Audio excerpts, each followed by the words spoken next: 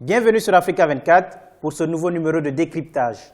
Le 20 mars 2016, les Congolais se rendront aux urnes pour élire le prochain président de la République. Le chef de l'État sortant, Denis Sassou Nguesso, est candidat à sa propre succession. Pour ses partisans, son bilan est jugé satisfaisant. Comment le camp présidentiel prépare-t-il cette échéance électorale? Pour en parler, décryptage reçoit Thierry Mungala, ministre de la Communication et porte-parole du gouvernement. Monsieur Mungala, de nombreux opposants ont fait acte de candidature pour cette élection présidentielle. Comment appréciez-vous cette multitude de candidatures? Ça n'a pas à satisfaire ou à mécontenter quelqu'un du pouvoir. Nous sommes en démocratie. Tout candidat, tout citoyen qui jouit de ses droits civiques et d'une intégrité morale et une santé vérifiée par les médecins qui sont assermentés a le droit de se présenter à l'élection présidentielle. C'est une bonne chose pour la démocratie. La deuxième chose, je constate que par ces candidatures multiples, qui encore une fois vont plutôt dans le bon sens, celui du raffermissement de la démocratie, les tenants de l'opposition qu'on appelle radicale ont de fait accepté la Constitution du 6 novembre 2015, qui avait été approuvée par le référendum du 25 octobre 2015, et donc quelque part, l'opposition a compris, mais malheureusement avec un peu de retard, compte tenu des quelques échauffourées ou violences qu'on avait subies dans le pays, a compris un peu tard l'utilité, la portée de la nouvelle gouvernance que contient cette République qui est en gestation parce que ces institutions vont être installées bientôt. Donc non, nous nous réjouissons de cela.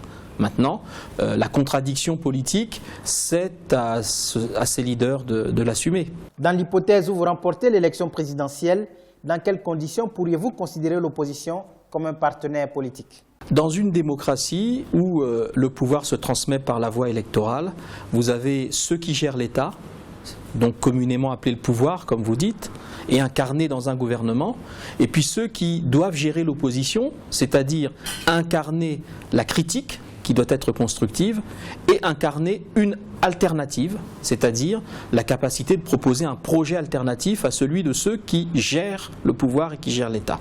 Donc ce que, non pas moi en tant qu'individu, mais ce que les Congolais attendent de l'opposition, c'est que face au projet, au bilan et aux perspectives de ceux qui gèrent les affaires aujourd'hui, eh bien que l'opposition ne concentre pas les choses sur des aspects purement personnels, mais concentre ses efforts dans l'idée de convaincre l'opinion de la pertinence d'une autre politique. Parce que si on aspire au pouvoir, ce n'est pas juste pour dire que je veux prendre la place de celui qui y est. On dit, je veux prendre la place de celui qui y est parce que voilà ma vision et voilà mon projet. Donc les Congolais attendent que chaque candidat, non pas seulement annonce sa candidature, mais tout simplement annonce la vision et le projet alternatif qu'il va porter pendant la campagne électorale qui va s'ouvrir. Vous avez, lors de votre première conférence de presse tenue au mois d'octobre 2015, déclaré que l'alternance ne veut pas dire remplacer le président actuel par quelqu'un d'autre, mais il faut que cette personne soit, dès la prise de pouvoir, capable de diriger le pays. N'est-ce pas là une manière de mettre en doute la capacité des opposants à diriger le Congo? Je n'ai pas à juger du mérite de celui qui doit ou pas gérer le pays. C'est le peuple qui jugera du mérite de ceux qui doivent conduire les destinées pour les 5 prochaines années. Donc moi je n'ai pas de jugement personnel ni politique à apporter là-dessus. Je vous répète ce que j'avais dit, mais dans un autre contexte. On parlait de la possibilité de l'alternance dans le cadre institutionnel de la Constitution qui vient d'être remplacée par l'actuelle.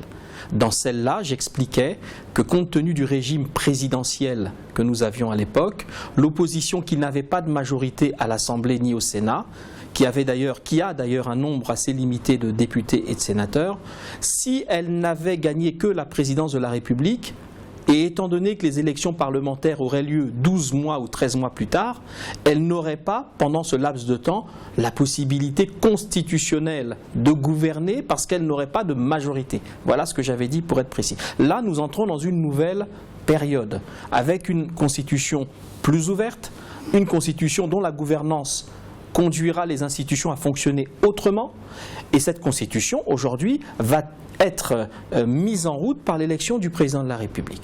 Attendons, voyons l'identité du président de la République, voyons quelles sont les mesures qu'il va prendre quand il sera investi dans ses fonctions.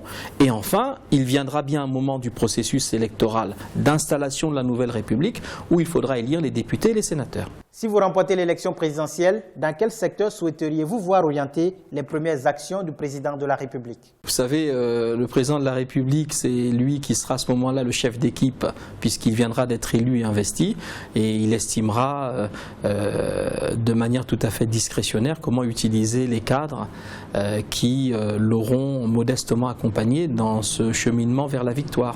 Quel bilan faites-vous des 2 premiers mandats du président Denis Sassou Nguesso? Je dis simplement que l'œuvre qui a été accomplie par le président de la République au cours des 2 septennats qui viennent de s'écouler, et particulièrement au cours de l'actuel septennat qui arrive à sa fin, eh bien l'œuvre du président de la République est immense, parce que nous partions de loin, parce que le pays était exsangue, il a fallu redresser l'État, redresser les finances publiques, reconstruire un tissu économique et administratif. Cela a été fait pendant le premier septennat, celui de 2002 à 2009. Depuis 2009, le président de la République a enclenché, dans le cadre de son projet qui s'appelle le chemin d'avenir, un processus qui va maintenant plus loin.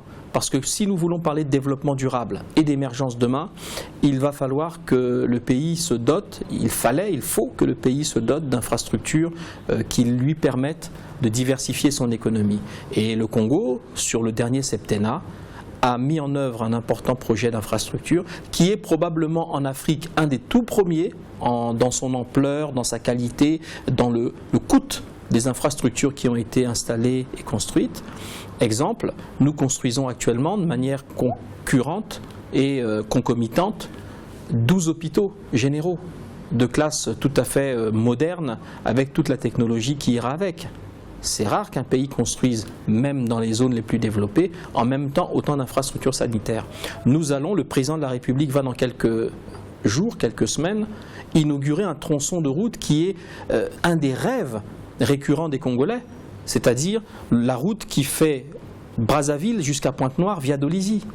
Ce tronçon a toujours été une sorte de fantasme pour tous les dirigeants qui se sont succédés et un des souhaits majeurs des Congolais.